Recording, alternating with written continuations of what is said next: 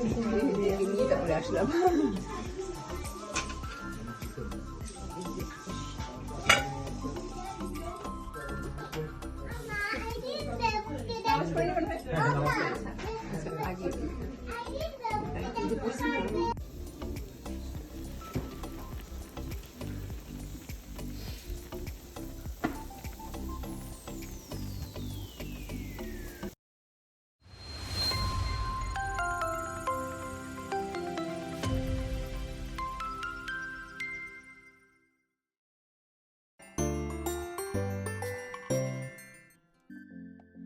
আসসালামু আলাইকুম, আমি Meher from Meher's kitchen and creativity channel এবং পেজ থেকে বলছি। আশা করছি যে যেখানে আছেন সুস্থ আছেন, ভালো আছেন। আলহামদুলিল্লাহ আমরাও ভালো আছি।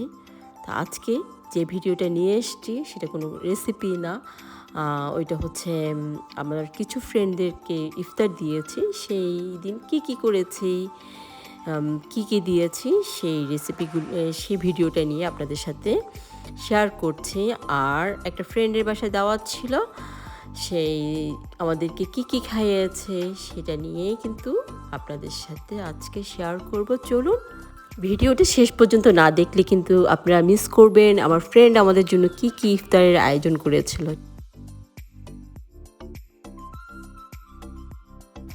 এখানে রসমালাই করবো, তো এখানে প্রায় 3 কেজি দুধকে গরম করতে করতে, ঘন করতে করতে এরকম হয়েছে। এই যে সর বসেছে, যেটা ক্ষীরসা যে রসমালাইটা হয় সেই রসমালাইটাই করব।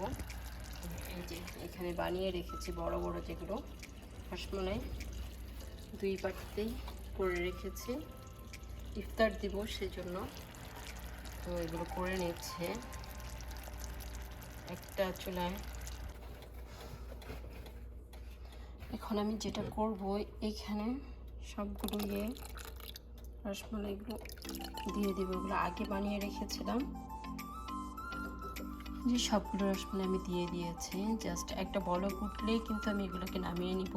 তারপর কালারটা এখন তো হোয়াইট দেখা যাচ্ছে, এটা যখন একটা বলক উঠে যাবে দেন এটার কালার চেঞ্জ হয়ে যাবে। যে সবগুলো এখানে, এই যে দেখুন, এটা জাস্ট আমি কোনো কিছু দিনে শুধু জাস্ট ছানা দিয়ে করেছি। দেখতেই বুঝতে পারবেন যে এটা আমি কতটুকু সফট হয়েছে, একদমই সফট। তা এখন তেমন কোনো কিছুই করব না। রসমালাই বানানোটা যে এত ইজি, মাশাআল্লাহ, একদম ইজি, কোনো রকমের কোনো মানে ঝামেলা নেই, কোনো কঠিনও না। এই যে এখানে ক্যারামেল করছি, এখানে প্রায় 1 কাপের মতো, যেহেতু আমি 3টে পুডিং হবে, তারপর হবে রসমালাইয়ের জন্য একটু ক্যারামেল করে তারপরে যে এরপরে মানে কালারটা আসবে আর কি।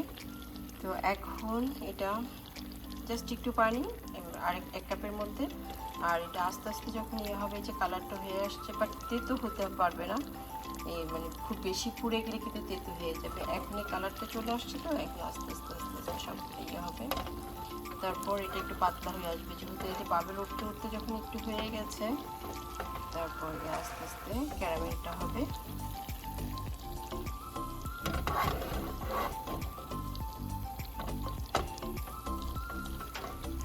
জাস্ট একটু এইভাবে একটু নেড়ে দিতে হবে।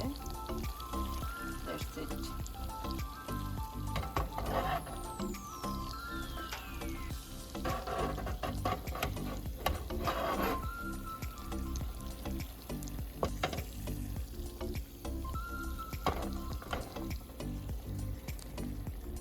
এখানে 3টা পুডিংয়ের জন্য করেছি। এই যে 3টা পুডিংয়ে আগে থেকে ক্যারামেল দিয়ে মানে সেট আপ করে রেখেছে, না হলে কিন্তু ক্যারামেলসটা ঠিক মতো হবে না। এখন যেটা আমি করব, আমি একটা স্ট্রেনার দিয়ে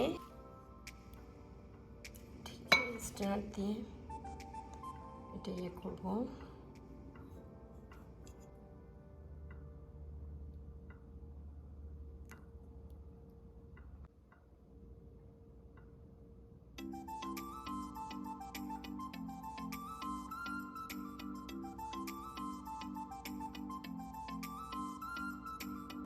এখানে দিয়েছি একটা পুডিং দিয়েছি, যেহেতু চুলায় করছে বলছে। তারপর এখানে হালিম বসিয়েছি, তো এগুলো আস্তে আস্তে হতে থাকবে। যে প্রায় ঘন হয়ে আসছে। এরপরে ফাইনাল একটা টাচ দিব, আর একটু কাঁচামরিচ দিব। এই যে কালারটা কিন্তু ক্যাটকেটে কালার হয়নি, হলুদ হয় না, কারণ হালিমের মধ্যে হলুদ ইউজ করলে ক্যাটকেটে একটা হলুদ, তার মধ্যে হলুদের গন্ধ লাগে, বাট আমি কিন্তু হলুদ ইউজ করি নাই।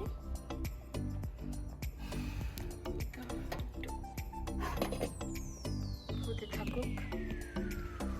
তারপর হচ্ছে এটা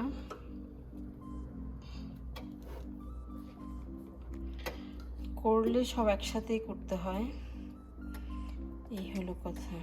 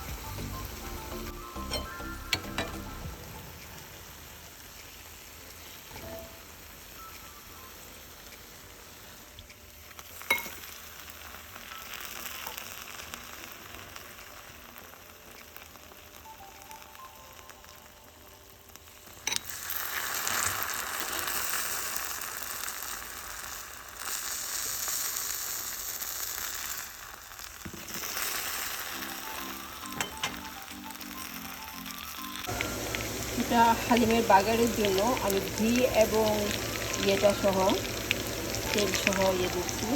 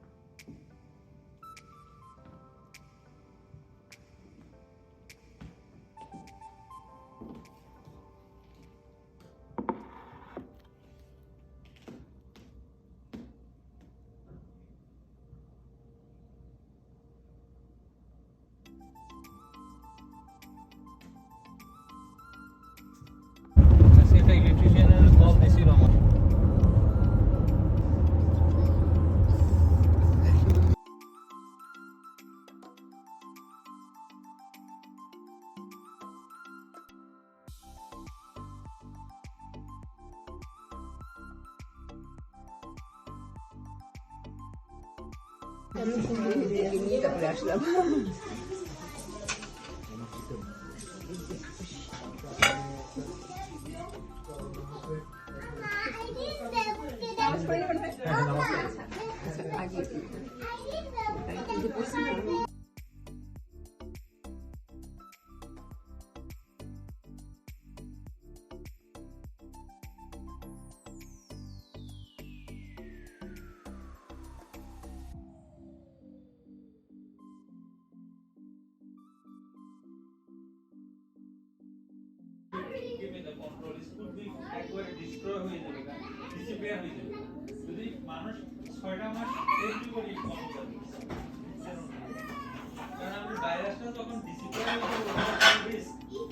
আশা করছি আপনাদের ভিডিওটা ভালো লেগেছে, আর যদি ভালো লেগে থাকে অবশ্যই লাইক কমেন্ট করে জানাবেন কেমন হয়েছে।